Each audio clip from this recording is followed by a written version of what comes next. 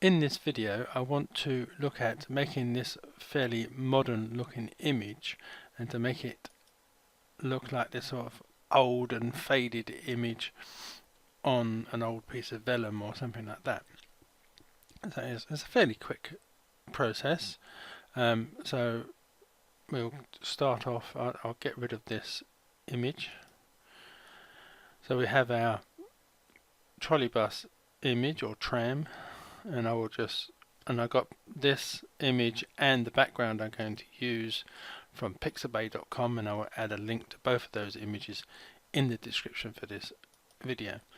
So what I'm going to do first is come to this image, right click and come to copy, or you can do Control and C or Command and C on a Mac. Then come to my background image and then just come to the edit menu and paste, or you can do Control and V or Command and V. Now, just for positioning purposes, I'm going to lower the opacity of this layer to about 50%.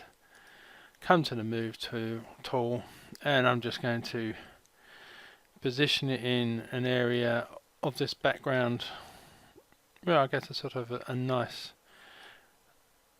texture. I like the fact this sort of stain that's going across the image will go across the front of the trolley bus here. Where you put this is up to you, but I'm going to leave it there. I'm then going to raise this back up to 100%, and then I'm going to use the crop tool just to lose this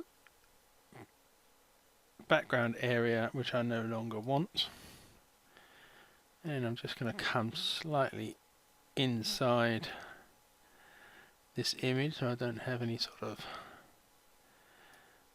residue of the background. There we go, and then just when I'm happy I'll just double click in the middle, and we now have that cropped layer. So now what I want to do is to duplicate this layer. So I'll just right click this and come to duplicate, or you can do Control and J, Command J, and then I'm going to come up to the layers menu and come to invert, or you can do Control and I. So once I've inverted that, I need to make that a black and white conversion.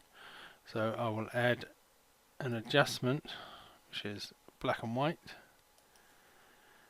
and I'm going to merge this into that layer, so I'll just click on merge. So now I have this black and white layer. What I want to do now is come down to the channels down here, and it doesn't really matter which one you use, because if I click on these, they are, because it's a black and white conversion, these are all now pretty the same. So but I'm going to use the blue one. So where it says background blue, I'm going to right click that and then click on create mask layer,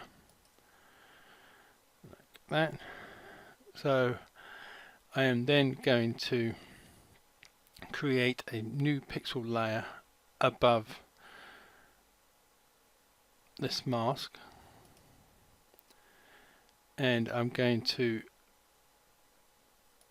click and move this mask into that pixel layer, become part of a group like that, and then I'm going to hide this background layer and the original image layer. So the only two active layers now is the background and my currently blank pixel layer that has the mask on, and the mask is preventing you seeing the image. So all I'm going to do now is I'm going to come to the paintbrush tool, and I'm going to use these daub watercolor brushes, but you can use whichever one you want, it doesn't really matter. And then we want black as the foreground color. So just make sure it is the pixel layer that is highlighted and active, and then it's just a case of clicking on this image and then just building the image back up, sort of slowly clicking in areas and leaving some areas blank and faded, and going over certain areas quite a few times so you build up the detail a bit in some areas. So it is a case of how much you bring back is up to you. A bit more around there. So yeah, I could leave that as it is now. So you've got the texture and the sort of weathered look of the background, and we're just bringing back some of the image on top of that background.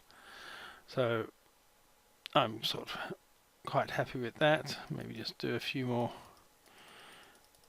random clicks around there.